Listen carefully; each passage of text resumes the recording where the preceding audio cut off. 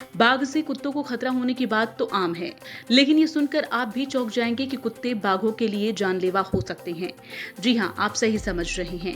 देश में बाघों को कुत्तों से खतरा पैदा हो गया है, जिसके चलते अब टाइगर रिजर्व के आसपास के गांव में रह रहे आवारा कुत्तों का बंध्याकरण और टीकाकरण किया जाएगा। पन्ना टाइगर रिजर्व क्षेत्र के अंतर्गत आसपास के गाँव में कुत्तों का वैक्सीनेशन पन्ना टाइगर रिजर्व प्रबंधन के द्वारा किया जाएगा, जिसको लेकर प्रबंधन के द्वारा तैयारियां की जा रही हैं।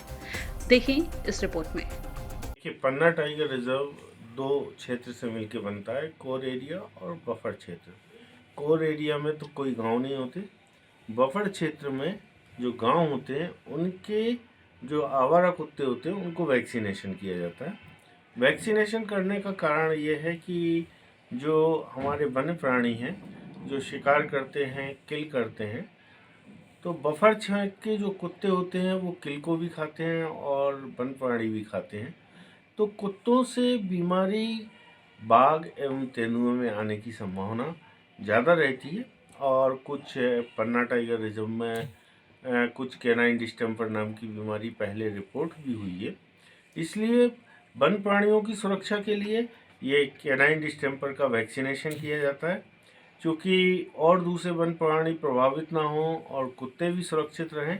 इस हेतु हम एक दवा में 8 तरह की बीमारियों को कवर करते हैं। उसमें कैनाइन डिस्टेम्पर है, रेबीज है, लेप्टोस्पायरोसिस, लिस्टेरियोसिस, हेपेटाइटिस।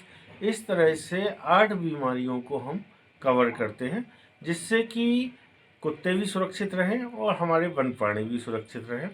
वर्तमान में ये चूँकि वैक्सीनेशन है वो 4 फेज में हमने किया है। चूँकि गांव बफर क्षेत्र में हमने 80 गांव चिन्हित किए हैं। 80 गांवों को 20-20, 20-22 ऐसे गांव उनकी कुत्तों की संख्या के आधार पर हमने 4 फेज में बांटा है। ये द्वितीय फेज का वैक्सीनेशन है। इसमें लगभग 22 गांवों को कवर किया जाएगा और 22 गांवों में जितने भी कुत्ते हैं, आवारा कुत्ते, स्पेशली वो कुत्ते जो जंगल में जाते हैं, उन सबको टारगेट करते प्रयास ये रहेगा कि 100% वैक्सीनेशन हो। वैक्सीनेशन के दौरान हम उसको वैक्सीन लगाएंगे और उसमें एक बेल्ट डालेंगे जो प्योर लेदर का होगा।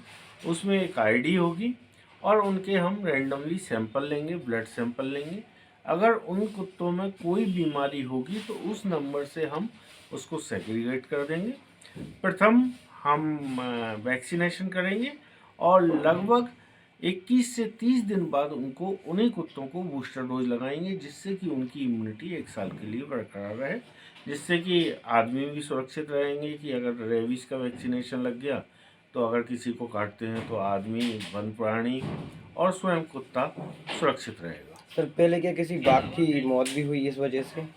एक बाघ को रेबिड डॉग ने काटा था, तो उसको हमने जो बाघ था उसको वैक्सीनेशन कर दिया था, जिससे कि किसी बाघ की मौत भी हुई इस वजह से?